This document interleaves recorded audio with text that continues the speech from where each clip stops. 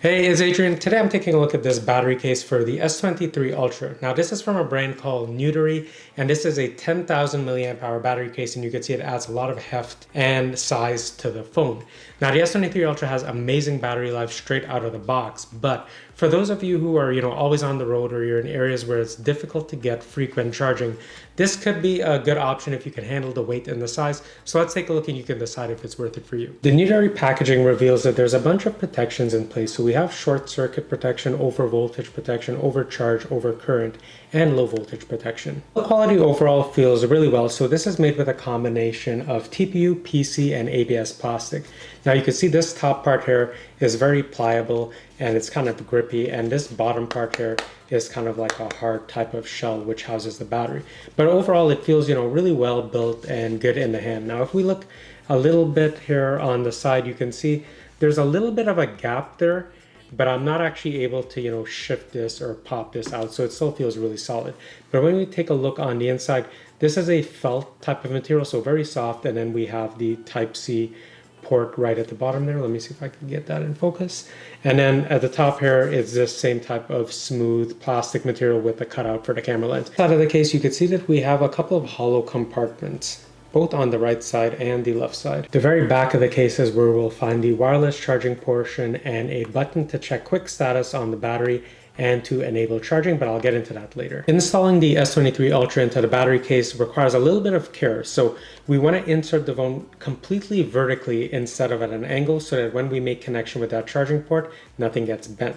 So to do that, we're going to slide the phone in a little bit at an angle, and you can see I'm going to slide it all the way down till I'm very close to that charging port. Then I'm going to stand the phone up, retract this top portion, and slide it down completely vertically.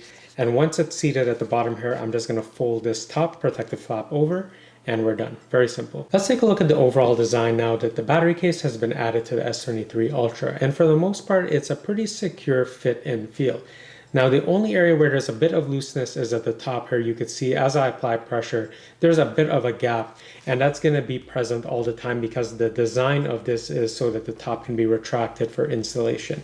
But if we take a look at the side of the phone here, or at the bottom, you could see that there is a sizable lip that protects the phone screen when you place it down flat. The side of the phone has buttons for the volume up and down and the power button, and you can see those are both very responsive. Looking at the bottom of the case, you can see that the area for the S Pen is a bit recessed. It's not completely flush, and that's meant so that you could just take the S Pen in and out really easily, and that works really well. Now you can see that the speaker grill is unobstructed, so is that microphone port and the charging port for the case. However, there is another port that is blocked. The cutout doesn't actually touch it, and I'm not sure if that's for a secondary microphone or an air hole, which is what I found online. The microphone at the top of the case is completely unobstructed. The camera modules have a cutout, and there is a very slight lip to help protect the camera lens. However, it's not really necessary because you can see that the battery pack portion is so thick that whenever you rest this on a table, the camera modules are completely elevated off the table or any surface you place it on. One thing to note is that the Type-C charging port at the bottom of the case is meant to just charge the case. It doesn't charge the phone. To charge a phone, you're going to be using the case directly or using the wireless charging feature on the case. One neat thing is that because the bottom of the case is so wide and all the weight is situated at the bottom, when you put the phone down, you can just have it stand up while you're eating and watching without needing, an extra accessory. Because of that cutout where the S Pen is, you can see that there's a little bit of wobble, but as I'm touching it, there's not really a tendency for it to fall over unless you apply significant pressure. Talk about the battery life. So this battery pack is a 10,000 milliamp hour, and the S23 Ultra has a 5,000 milliamp hour battery. So that means you can get 2 completely full charges out of this battery pack. Now, for reference, here is a 10,000 milliamp hour battery pack, and you could see that this is actually not that big when compared to a dedicated power bank with the same type of capacity. Let's do a charging test. So right now I'm at 69%, and what I'm going to do is I'm going to go ahead and turn on the battery charging, and you could see that because I've long pressed, it's actually now actively charging the phone, and it's estimating around 53 minutes until I charge it fully. So I'm going to start the timer, and then we're going to take a look.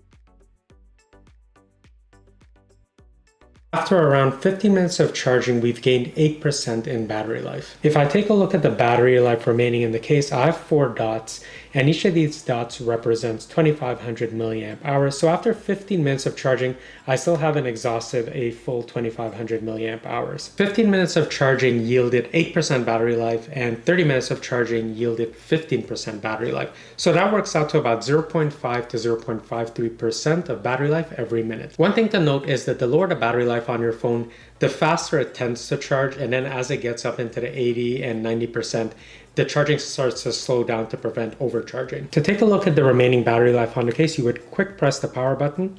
Now to activate charging, you would press and hold, and you could see that the phone is charging now. And then you would press and hold again to deactivate charging. So this is not something that you're likely to trigger accidentally in your pocket. So yeah, the battery performance is really good on here, and you're definitely gonna get 2 full charges out of this if your phone's at 0. But if you normally start topping your phone back up at, say, 50%, obviously you're gonna get way more charges out of it. By the way, guys, if you're finding this video helpful, please consider liking and subscribing. It really helps me out, but let's get back to it. When it's time to recharge the battery case or top up the battery case, we're just gonna pop in this Type-C cable. And if you take a look down here, it shows that it's going to be 17 minutes until the phone's fully charged. But what's interesting is if we rotate the case, you could see that the case is also being charged simultaneously.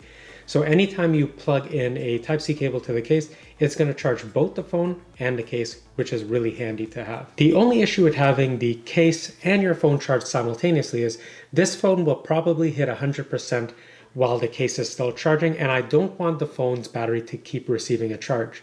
So for that, I've made a video with Bixby routines, and there's a routine in there to limit battery charging once your phone hits 100%. So click in the top right corner and you can check out that routine. I also have a wireless charger, which is my preferred way to charge my phone and battery case. So you can see with this battery case, it does allow for wireless charging.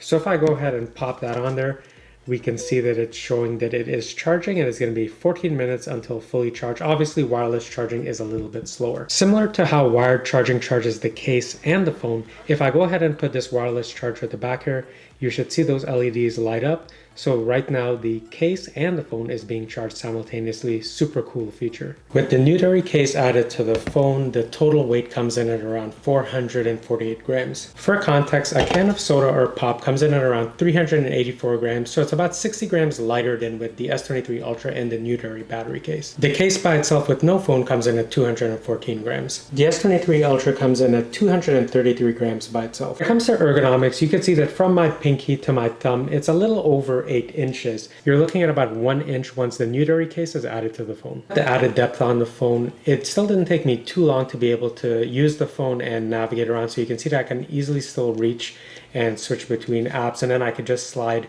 the phone down, access my settings from the top here. So yeah, with a little bit of practice, you can easily get the hang of using it even with that added weight and depth. The last thing I want to touch on is just day-to-day use with this case on, and you can see it adds a considerable amount of heft and weight to it.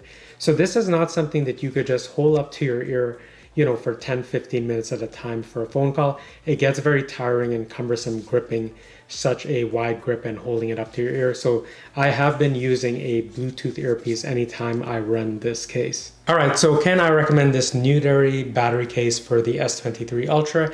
And I would say if you need juice and you don't want to carry around a separate power bank plus a Type-C cable to charge your phone, then this is an awesome option. Of course, there are some power banks that let you do wireless charging, but it's capped at, 15 watts.